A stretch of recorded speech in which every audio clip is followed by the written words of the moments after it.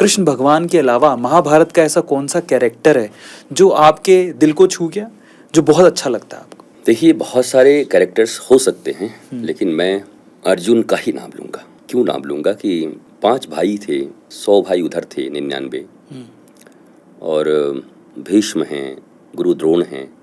मैं 2 बार आपने एक बात कही तो मुझे लगता है उस कन्फ्यूज़न को क्लियर कर देता हूँ कि भगवान को बनने में आप लोगों की बहुत बड़ा योगदान रहा है, इन लोगों का, द्रोणाचार्य लोगों का। सत्य है, भगवान कृष्ण स्क्रिप्टेड रोल प्ले करने आए हैं ना, ठाकुर जी हैं, स्वयं आए हैं जी।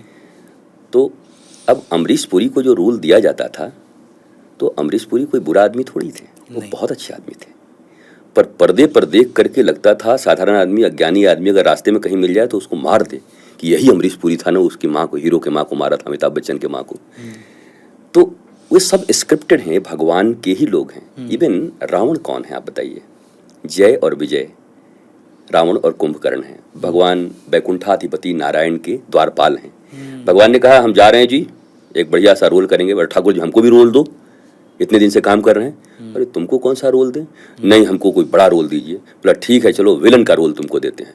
क्या करना होगा? मुझे गाली देना होगा। ये हमसे नहीं होगा, जीवन भर जय जय किए हैं, नहीं करना तो पड़ेगा, रोल है, रोल प्ले करना होगा। तो जय विजय ने वो रोल प्ले किया। भगवान के स्क्रिप्टेड हैं, वो देख करके आप किसी को बुरा भला मत कहिए। भगवान ने ये रोल इसलिए बनाए हैं कि ये देख करके हम समझें कि हमें रावण की तरह नहीं बनना है। रावण बुरा है ये कह के बांस के रावण जलाने से क्या होगा? रावण के भीतर में जो अहंकार हैं, रावण की जो वृत्तियां हैं दर्शाई गई हैं, वैसा हमें नहीं बनना है। इसके लिए प्रभु ने अपने सबसे चहेते, सबसे प्रिय द्वारपाल को रावण का रोल दिया था कि इससे बढ़िया कोई नहीं निभा सकता। इसलिए रावण को गाली देने से कोई फायदा नहीं है, कंस को गाली देने से कोई फायदा नहीं है। सब स्क्रिप्टेड लोग हैं, सब ठाकुर जी के ही लोग हैं। बोला शिशुपाल, हाँ तुम मेरे भाई बनोगे और तुम्हारा मैं ये करूंगा, 100 गाली दोगे। अरे मैं कैसे दूंगा ठाकुर जी? देना पड़ेगा। अच्छा ठीक है, देंगे, आप कह रहे हैं तो। यमुना जी को लाना होगा, राधा रानी कह रही हैं यहाँ वृंदावन में अगर चलना है तो यमुना जी और गिरिराज जी को लाओगे तब मैं जाऊंगी। तो यमुना जी और गिरिराज जी को लाना पड़ा वहां पर। मतलब ये सब स्क्रिप्टेड हैं, यहाँ छोटे बड़े की बात नहीं है।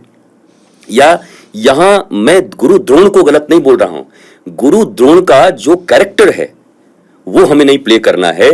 भविष्य में कभी अगर कृष्ण हमारे सामने खड़े हों, गुरु सामने खड़े हों, धर्म खड़ा हो, तो नो डाउट हम भले ही धृतराष्ट्र के और दुर्योधन के यहां से वेतन पा रहे हों, पर हम खड़े हो जाएंगे जाके धर्म की तरफ से, सनातन की तरफ से, राष्ट्र की तरफ से। हमको ISI अगर 1 करोड़ देगा तो हम राष्ट्रवाद छोड़ के ISI के साथ चले जाएंगे। तो यही तो हुआ ना। कृष्ण खड़े हैं धर्म की स्थापना के लिए, और कोई जुबान से बंधा है कि मैं तो वचन से बंधा हूं, कोई कह रहा है मेरा तो यहाँ पर ऐसा है, कोई कह रहा हम तो रिश्तेदार हैं। अरे जब भगवान सामने खड़े हो गए, सबके मालिक खड़े हो गए, साक्षात धर्म खड़ा हो गया, तो सीधा कहते ठाकुर जी अब तो कोई रिश्ता नाता हम जानते नहीं, आप जहां हो वहीं हम हैं।